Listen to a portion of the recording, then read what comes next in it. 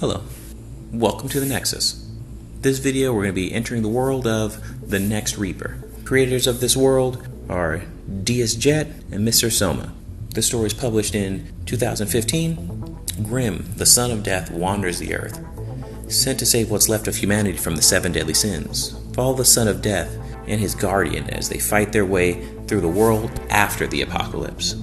So, in this story, the world has already ended. Humans are on the brink of extinction, and the 7 deadly sins have manifested into physical forms in the world. Main character, the son of death, has been sent to Earth to kill the deadly sins in hopes of bringing back order to the world. Old Death has just become so jaded and hopeless and depressed by the state of the world that he's no longer able to do his job, which is continuing the life cycle. And because of that, life itself has started kind of becoming corrupted. People don't die, they just kind of suffer endlessly, causing more problems and more problems. So young Death has been created, given the eyes of Death and the powers of the Reaper to put things back in order.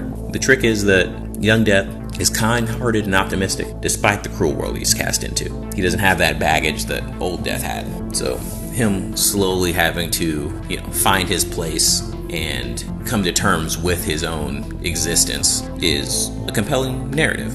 The rest of the cast, his helper works as a logical partner for him.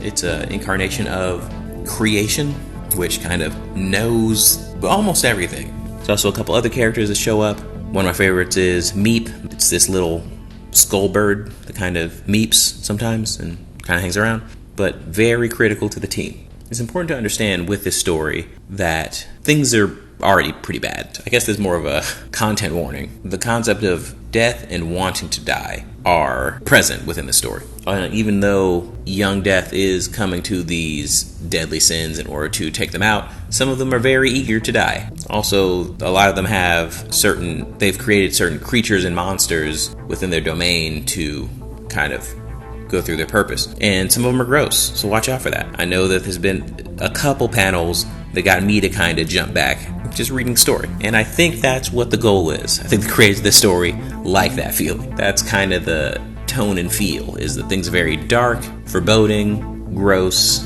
unsettling, but the plot is moving in a logical pace, in a direction, and it is fun. They do have moments of brevity where they get into joking and talking and communicating and understanding, the differences and lack of experiences that young Reaper has. And that's what makes it different from a lot of other stories. The horror isn't just for shock value, although the art and the story will shock you. The heart of the story is around the hope for mercy and the future when all else is lost. That's my favorite part. When the comic starts, everything is wrong.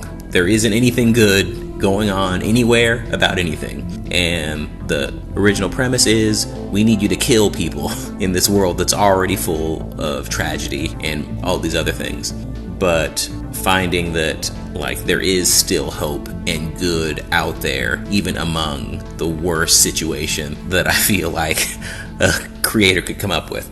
Its art is very beautiful, very detailed, very well rendered, has a very funny interactions with a dark tone, which is hard to come by. You can read the comic yourself by following the link in the description. This comic is also featured in the card game Scattered Nexus, linked in the description as well. Remember to like and subscribe if you want to see more videos like this, and I'll see you in the next world.